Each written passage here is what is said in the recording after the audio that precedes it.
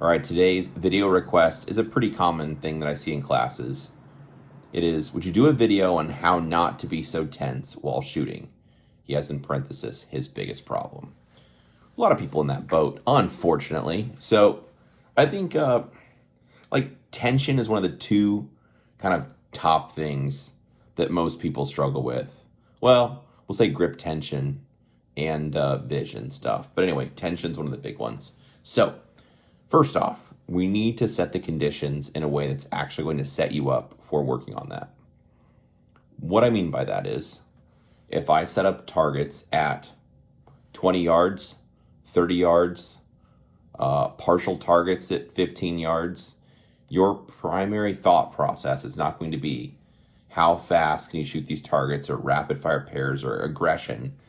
Well, if you're trained and paying attention, your thought's probably going to be accountability. So making sure you press the trigger without pushing down on the gun, trying your best to shoot the gun straight, because while you're shooting, you don't want to accidentally, push into the gun and press the shots low. So then we need to find out what conditions could you set that would actually make working on tension the priority. I think there's kind of two common scenarios that I like anyway. Just setting all the targets close for fast, nasty shooting. So, 5 yards, 7 yards, maybe 10 yards, open targets, stuff like the El Prez drill, Blake drill, Bill drill, stuff like that, where it's like, or double bill, draw and shoot 6, mag chain, shoot 6 shots on another target, all that kind of stuff. It's like, man, it's how fast can you go? You're trying to whip the gun out of the holster and pull the trigger super fast and move between targets super fast. All the stuff that's going to bring out the tension that you're going to have to fight or that you have been fighting. The other kind of situation is what I'd call like a gear change or a distance change up. Back in the day, like the traditional distance change up drill was 2 open targets at 5 yards and then a head box at 15 yards. And the reason for that is kind of like I was talking about the gear change. You draw. So 5-yard target, it's like you see the color of the red of your dot, get on the trigger immediately, then your eyes go to that 15, float the gun out there. You're thinking about kind of finesse or shoot the gun straight. Don't push down on the gun. So you're shooting very high accountability. Then you want to throw the gun over at the 5-yard target, just see the outline of your gun or the color of the sight or tensing up your shoulder. A bunch of things happen. And then you want to shoot a rapid fire pair at the last target. So both those situations, like I was saying, kind of creates the scenario, sets the conditions for the bad things that you don't want to have happen. So the other part we need to talk about is directing your attention to something specific. The reason I don't like terms like fast, slow, attack, control, stuff like that, it's like, well, if I'm going to shoot that target slowly or controlled, what does that really mean? And I don't really know. And what's slow to me might be really fast to you, or fast to you might be slow to me. Maybe I think I'm really controlled. You look at that and I'm like, man, it looks like you're on the attack. Like, who really knows? So it's just word games. It's not actionable. So what I want to suggest is what's actually happening, what's actionable, where you're going to direct your attention to. Another example, if I'm talking to my wife and for whatever reason she gets a little fired up and I say, hey, just relax. The last thing that's probably going to happen is she's going to relax, just being real with you. So we need to talk like specifically about what do you want to have happen? What outcome are you looking for? For the purpose of battling tension, I'm going to say there's a couple different areas to focus on. First one, shoulders. So commonly, just even off the draw, it's like the shoulders go up, they look kind of tense while they bring the gun out and shoot. That's a super common one. Another one could be so imagine the setup, you're doing the high accountability shooting. So look nice and relaxed, but then once it's time to go to the fast target, you tense up your shoulders, maybe get your core or your knees even involved. That's another thing. I strongly dislike kind of like using your knees or your hips to try to help you kind of sling the gun at the target. Some people like doing that. I'd recommend against it. But something along those lines where it's like you're shoving the gun hard. So what are areas you're focusing on? Relax your chest, your shoulders, your upper body. Don't use your lower body to help you transition. So in that example I was doing, I'd be thinking about like, look where you want the bullets to go. Then when I want to hit like shoot the close target, snap my eyes there, just bring the gun over there without engaging my shoulders or chest, back, my knees. You can start thinking about specific areas you don't want to engage because, well, nothing good's going to happen for you if you do. The other part we'll see oftentimes, or I'll see, is when people draw, they'll like clench up their jaw or the side of their face gets tense or like clench their teeth. Sometimes people hold their breath. So it's like, are you ready? Stand by, like, all those types of like weird faces where they're clenched, their cheeks, jaws tighten up. They make like their RBF face. They're like really tighten up their face. And this is another way like tension comes. So looking for those key areas, that's where it's like, hey, as opposed to just saying, hey, dude, just relax.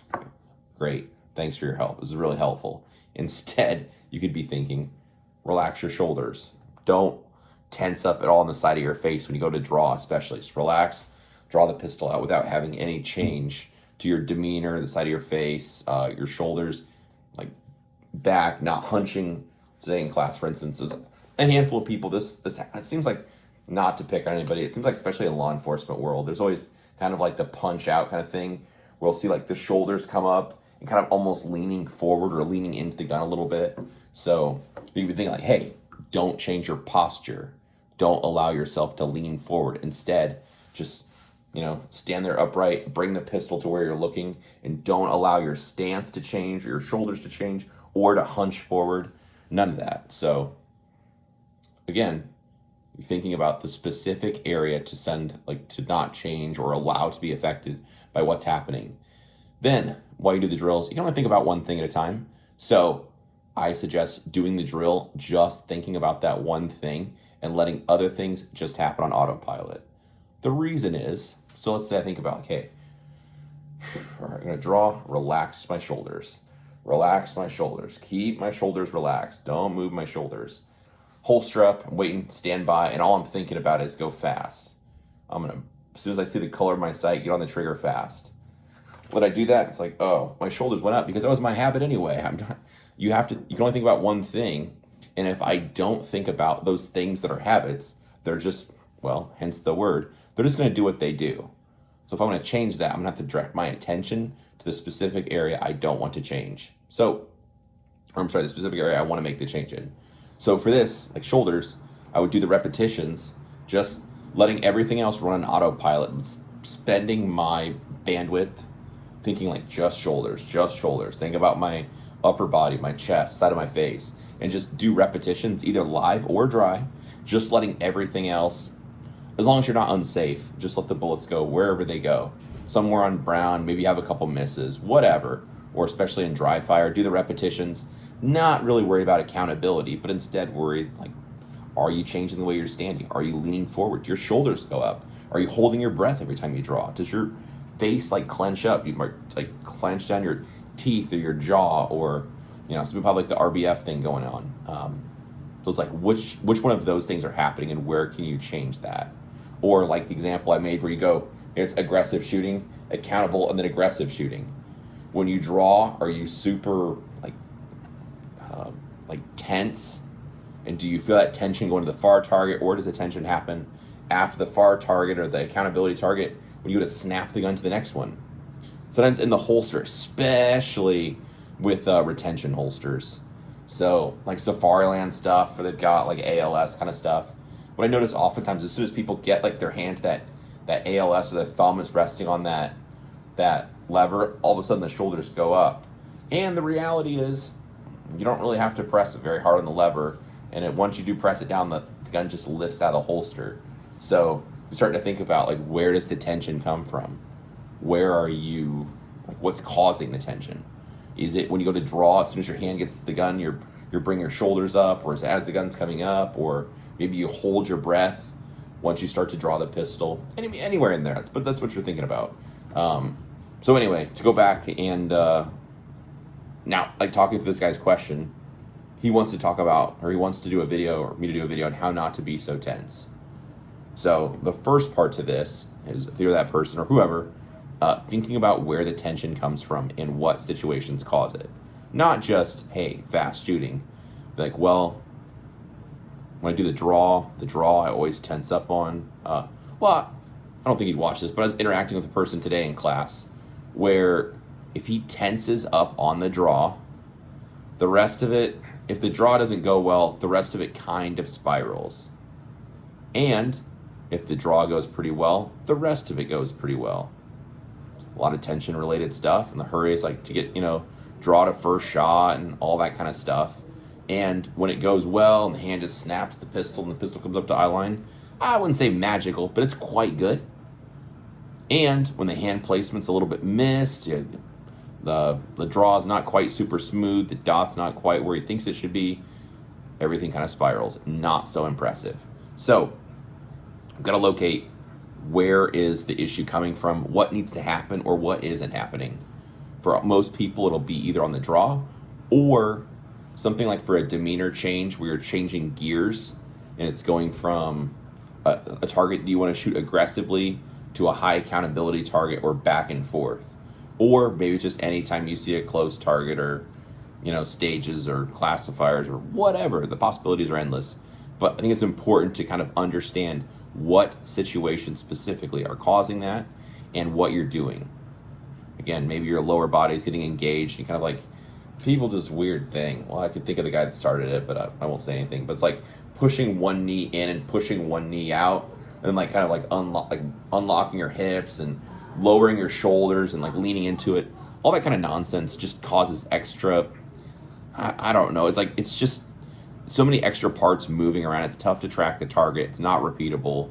And, the people end up kind of getting tense. They get an off balance stuff. So anyway, just another area that if that's that person, be focusing on, all right, I need to just use my hands, or whatever has to move will move to do the target transitions, but don't engage the rest of like my lower body, or try to shift my feet or move my knees in or out. Like, don't move any of that stuff. So you could be just putting your attention on that area that you don't want to change, or to, don't want to be affected. So anyway, that's my 2 cents.